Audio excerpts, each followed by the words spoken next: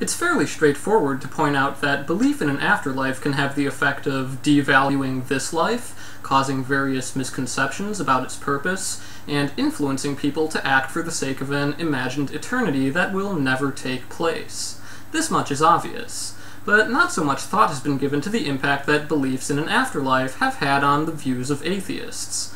All too often, the repudiation of an afterlife is accompanied by various proclamations about how important it is that we live a limited life and experience genuine death.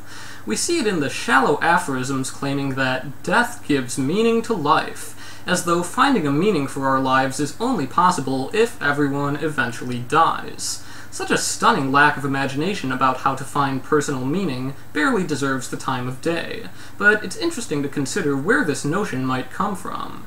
In many ways, it seems that the recognition that there is no afterlife can lead people to endorse the negation of various aspects of that belief. When religious people claim that the prospect of permanent death is nihilistic and renders life hopeless, many atheists reply that this mortality is precisely what gives their lives value. When religious people proclaim the glory of eternal life, atheists instead fear that this would eventually become boring.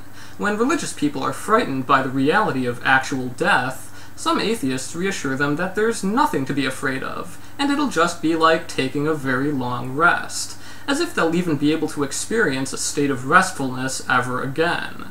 But just because an idea is wrong or bad doesn't mean the reverse of that idea must be right or good. If it were that simple, the most ignorant among us could become a source of unparalleled genius, simply by inverting everything they believe. This is clearly no guarantee of rightness or truth, and common atheistic views on death actually end up sharing certain similarities with their religious counterparts.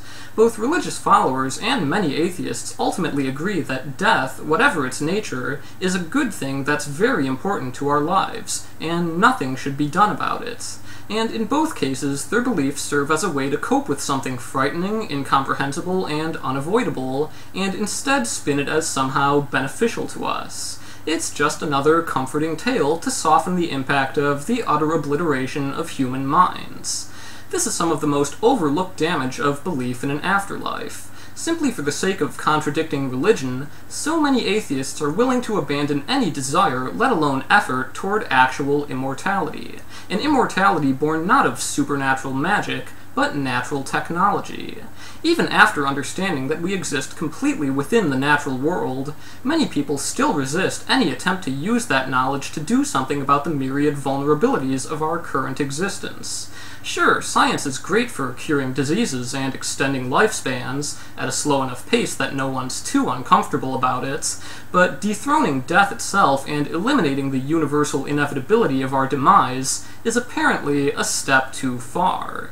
Here we can see how the rightly despised fantasies of religion have thrown the very idea of life without end into disrepute. These hollow, meaningless, imaginary fates have repulsed so many people that when the real thing is finally within our grasp, it's treated as no better than the religious delusions that came before. It takes some effort to work past the well-worn tendency to dismiss the possibility of eternal life, and make it clear that this really is something different.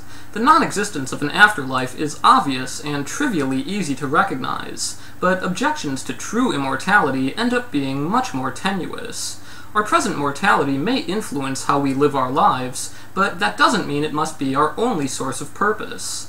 People might say that death is what gives meaning to life, but no one is especially eager to optimize for this alleged source of value by seeking to bring about more and earlier death for everyone.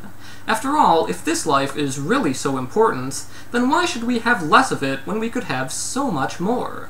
Why not seek out the most joy, the most love, and the most discovery we can possibly achieve?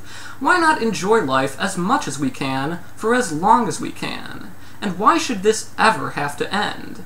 It doesn't, if you're ready to do something about it.